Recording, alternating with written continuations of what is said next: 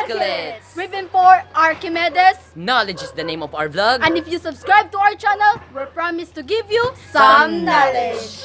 So, pupunta tayo ngayon sa lugar kung saan natin ikakandak ang ating lessons. Tara! So, let's start. Tara!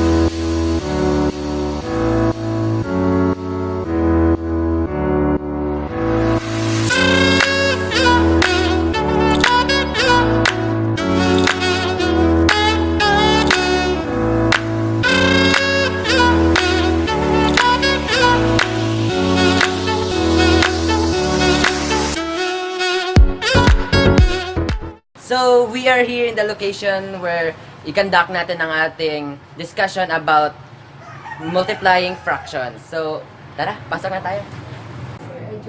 Hey guys! Hi Zeke! Yay!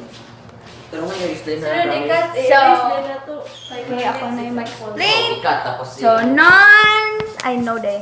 No common.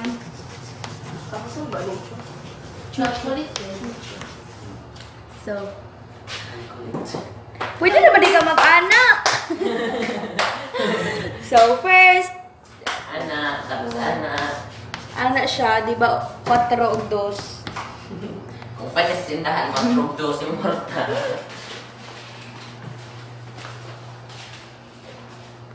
Hi, Carla! Start na to, bye! Sige na! Maganda pa tayo. Maganda pa tayo. Mag-explain na lang sa atong mga friend.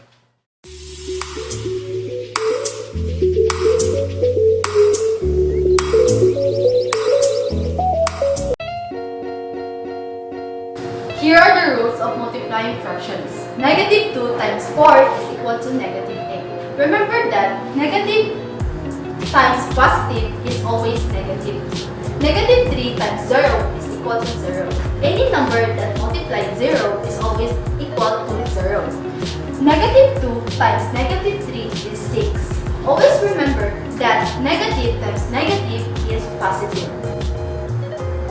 Here are some examples of multiplying fractions. Negative 3 over 4 times 5 over 8. It doesn't matter that the negative sign placed in the numerator or into the denominator. So, I multiply both numerator and denominator.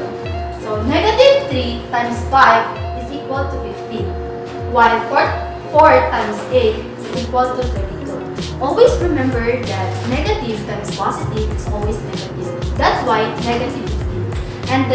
And the product of multiplying fractions is negative 15 over 30. That's all. So hey guys, I'm here to teach you on how to multiply fractions with no common factors. So here is the first given. Always remember that to simply multiply this is always multiply the numerator to the other numerator and the denominator to the other denominator. So 4 multiplied by 2 equals to 8 and 5 multiplied by 3 is equals to 15. So we got simply our answer. And here's the second given example. So I know that you're wondering that there is a negative sign here. So this negative sign doesn't matter on where you will put it, even in the numerator or the denominator. So here I'm putting it in the numerator. So negative 1 multiplied by 3 equals to negative 3 because here is the sign. Just copy the sign.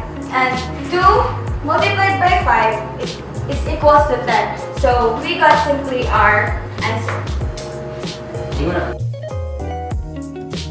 Guys, I'm here to discuss about multiplying fractions with common factors. So, I have an example, 9 times 5, 12. To solve this, we should simply multiply the numerator and other numerator and denominator and the other denominator. So, 9 times 5 equals 45 and 10 times 12 equals 120. Sa panahon ngayon, maraming kabataan na mahirapan kung paano mag-lowest term. So, to make it easier and shorter, we use the cancellation process. So, we back to our example.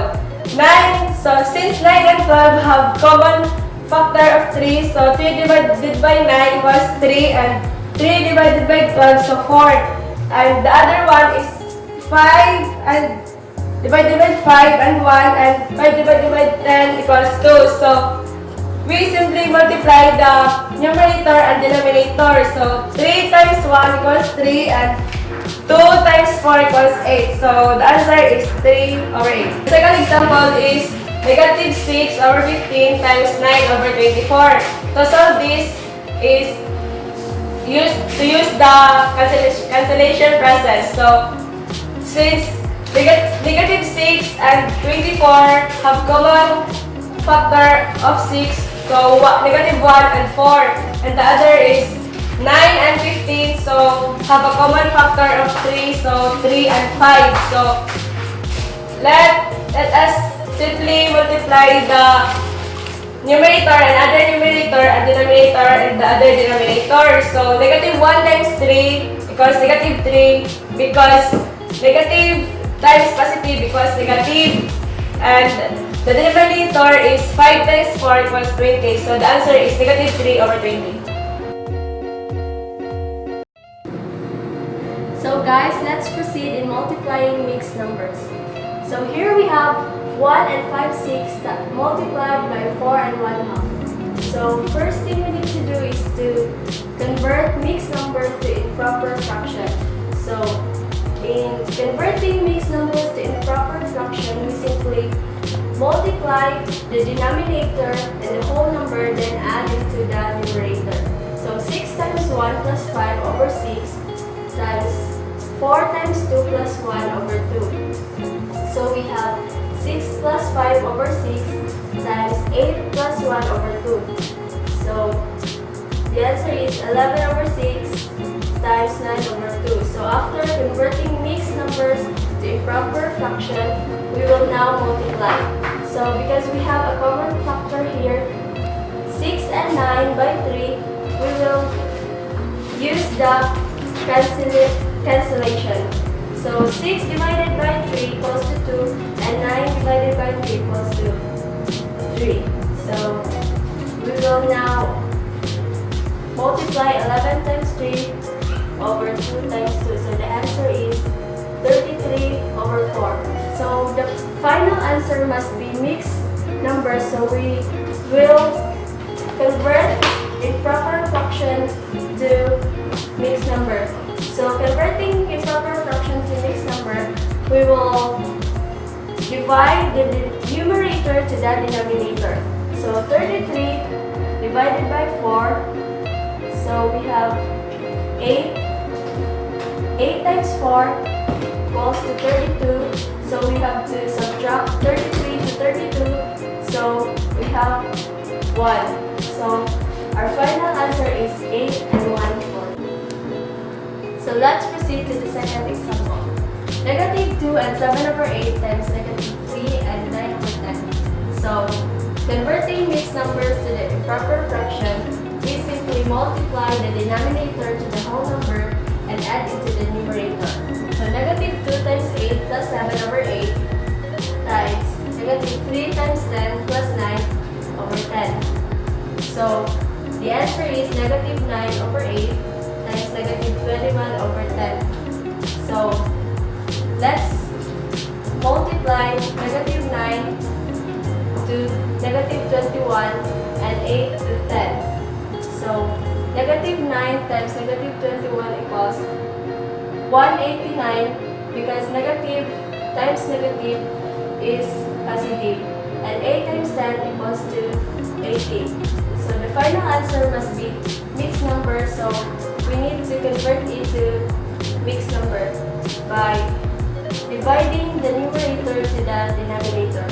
So 181 divided by 80 equals to 2. 2 times 80 is equal to 160. So 189 minus 160 equals to 29. So our final answer is 2 and 29 over 80. So we're done discussing about multiplying fractions. Now, let's do our recap. So, I will teach you how to identify if the fraction is non-common, common, or mixed. So, this is the example of non-common fractions because there's no common factor. And this is the example of common fractions because as you can see, 9 and 12 have common factors, that is 3.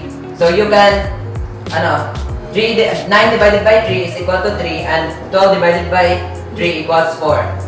So this is the example of mixed number because this is the simple one to identify because as you can see there is a whole number. If there is a whole number, that is a mixed fraction. So that's it. Hey guys! I hope you enjoy our first vlog. Hoping you learned something about multiplying fractions. Learn! Thank you for watching! Bye!